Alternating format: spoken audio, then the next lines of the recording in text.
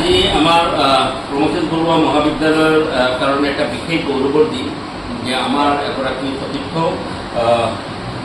অত্যন্ত মেধাৱী অসমীয়া বিভাগৰ সহকাৰী অধ্যাপক হেমচন্দ্ৰ মিলি তেওঁ আমাৰ বিভাগৰ কাৰণে আজি এটা সুনাম কঢ়িয়াই আনিছে।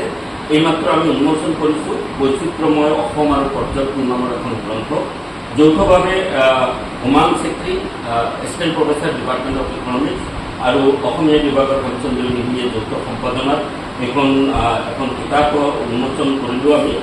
যি কিতাপখন প্ৰকাশ কৰিছে পূৰ্বায়ন প্ৰকাশ, গুৱাহাটী পাণবজাৰ, আৰু প্ৰকাশক হিচাপে আমাৰ পূৰ্বায়ন প্ৰকাশকৰ এটা বিশেষ নাম আছে। কিতাপখনৰ বেটুপথৰ পৰা আৰম্ভ কৰি বিষয় নিৰ্বাচনলৈকে অত্যন্ত এটা প্ৰাসংগিক বিষয়ৰ ওপৰত তেওঁলোকে এই কিতাপখন সম্পাদনা কৰিছে। আটাইতকৈ দৰকাৰী কথাটো হৈছে যে আমাৰ অসমীয়া বিভাগত আমি আমাৰ বিভাগৰ ফালৰ পৰা গুৱাহাটী ইউনিভাৰ্চিটিলৈকে পৰ্যটনৰ ওপৰত এটা বিশেষকৈ অবিভক্ত গোৱালপাৰা জিলাৰ পৰ্যটনৰ ওপৰত এটা স্কিল এনহেঞ্চমেণ্ট কোৰ্চৰ আমি আবেদন কৰিছিলোঁ আৰু সেই মৰ্মে যোৱা 2 বছৰে আমি স্কিল এনহেঞ্চমেণ্ট কোৰ্চটো দি আছোঁ।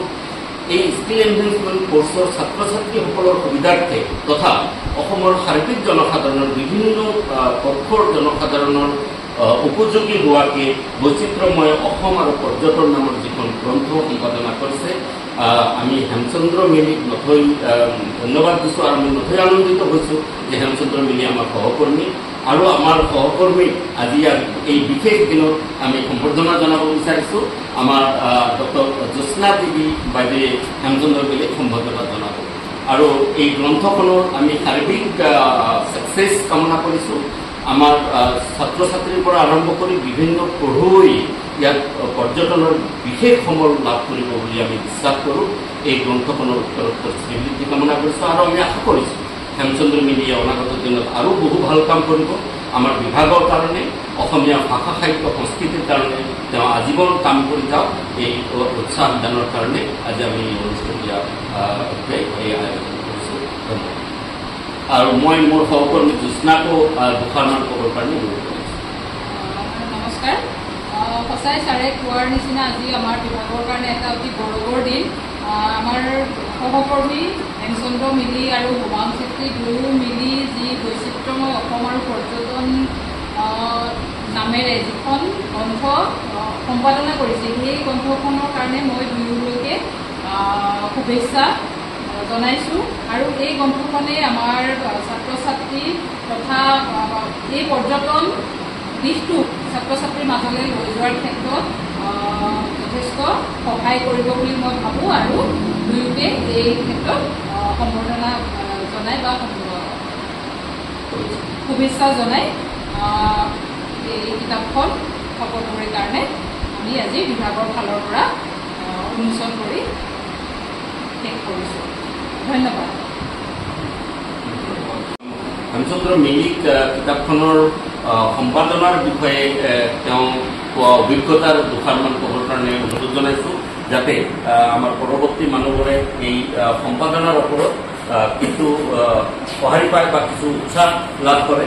আমাৰ আৰু এগৰাকী কনিষ্ঠা সহকাৰী অধ্যাপিকা ৰুকুমণি দাসৰো প্ৰথম লিখাটোৱে ৰুকুমণি দাসৰ মই দেখিছোঁ। গতিকে আমি যাতে পৰৱৰ্তী দিনত আমাৰ উঠি অহা প্ৰজন্মক উৎসাহিত কৰিব পাৰোঁ, সেইকাৰণে মই হেমচন্দ্ৰ মিলিক অকণমান তেওঁৰ সম্পাদনাৰ অভিজ্ঞতাৰ বিষয়ে ক'বৰ কাৰণে আহ্বান কৰিছোঁ। পোনপ্ৰথমতে মই আমাৰ প্ৰমথেশ বৰুৱা মহাবিদ্যালয়ৰ অসমীয়া বিভাগক ধন্যবাদ জনাইছোঁ আৰু হুমায়ুন চেত্ৰী ছাৰ আৰু মই যিখন গ্ৰন্থ সম্পাদনা কৰিলোঁ বৈচিত্ৰ্যময় অসমৰ পৰ্যটন, এই বৈচিত্ৰ্যময় অসমৰ পৰ্যটনে অসমৰ পৰ্যটন দিশটো বিশেষভাৱে ফুটাই তুলিব বুলি আশা প্ৰকাশ কৰিছোঁ। আৰু এই গ্ৰন্থখনে ছাত্ৰ ছাত্ৰীসকলৰ লগতে সমাজৰ বিশেষ উপকাৰ সাধন কৰিব বুলি আশা প্ৰকাশ কৰিছোঁ।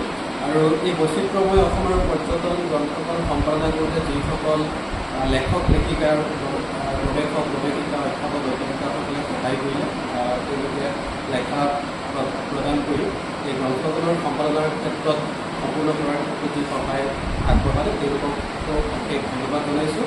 আৰু ইয়াৰ প্ৰশাসক অমিত কুমাৰ উপাধ্যায় ছাৰক যি পূৰ্বায়ন প্ৰকাশনৰ 36 অধিকাৰী তেখেতকো অশেষ ধন্যবাদ জনাইছোঁ। ধন্যবাদ। মই এতিয়া আমাৰ বিভাগৰে একেবাৰে কনিষ্ঠা সহকাৰী অধ্যক্ষা নিকুমণি দাসক এটা শুভেচ্ছা বাৰ্তা দিবৰ কাৰণে মই অনুৰোধ জনাইছোঁ। একেলগে সহকৰ্মী বসুন্ধৰা অসমৰ প্ৰয়োজন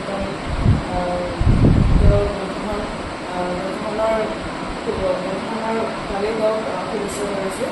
গ্ৰন্থখনৰ জৰিয়তে যাতে সমাজখনে পৰ্যটন সম্পৰ্কে বা ছাত্ৰ ছাত্ৰীয়ে শিক্ষা লাভ কৰিব পাৰে সেয়া কামনা কৰি তেওঁক ধন্যবাদ।